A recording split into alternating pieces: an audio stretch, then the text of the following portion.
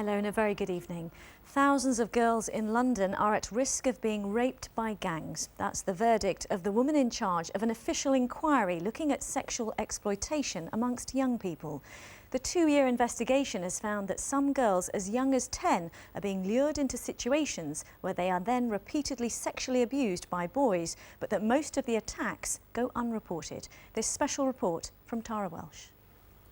I was 11 and I got gang raped by boys in my area, like the borough. Barely out of primary school, she was targeted, forced to have sex with an older boy and his friends. A group of boys was in his bedroom and they started touching me and stuff. I told them to stop and then it happened one by one. The next time they saw her, they raped her again. They told me they'd stab me, they would beat me up. I was scared, but it didn't really bother me because I was at that point in my life where I didn't care anymore.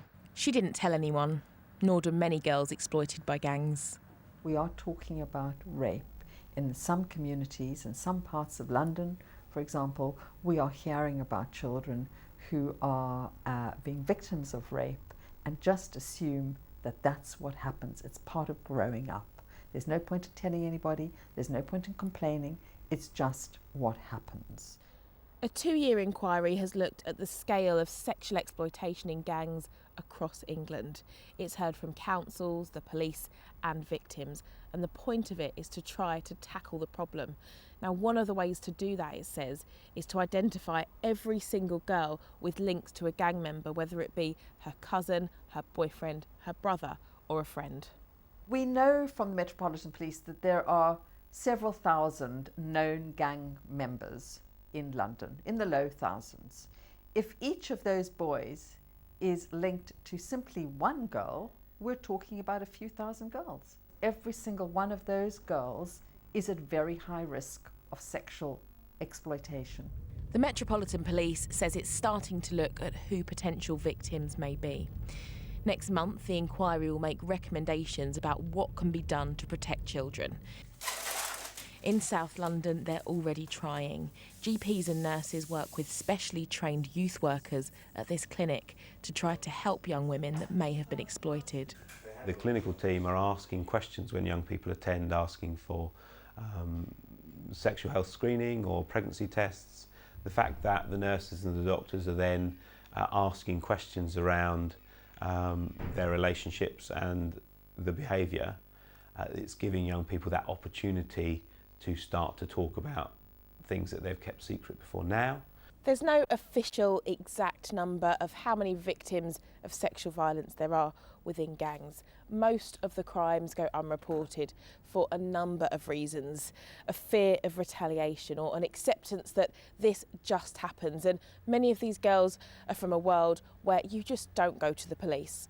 Princess has been working with young people for years, but says lately more girls are speaking to her about rape. So many young females that I've known, that's been referred to us, as being raped, as being assaulted in some way. It's quite shocking, but it's really high, very high. The inquiry also found that some girls are being used to set up others. As sad as it sounds, like I said, they could start off as a victim and then become a perpetrator for someone else, for that to happen to someone else.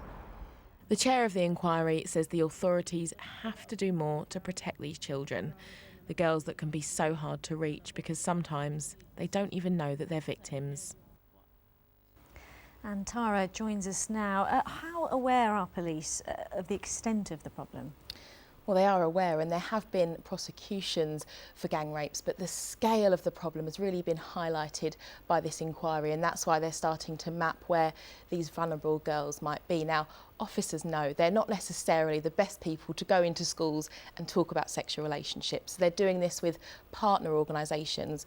Now, that's on the prevention side, but when a girl has been raped, she's more vulnerable for it to happen again. So youth workers like the ones you saw in my report are working with these young girls, telling them, you don't have to go through this. This is not the way to be treated. So what is the inquiry recommending? Well, the chair of this inquiry has said there's some great work being done. There's a lot to learn from the work being done out there, but there's still a long way to go.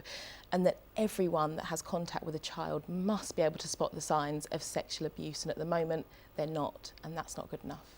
OK, Tara, thank you very much.